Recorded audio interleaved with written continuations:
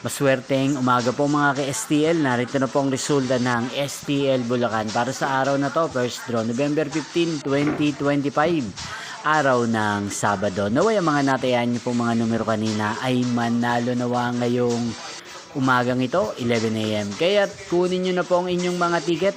Narito na po ang resulta. Ang mga numerong nanalo sa STL Bulacan ngayong umagang ito, November 15, 2025. 11 AM. First draw result 32 at 20 in exact order. Again 32 at 20.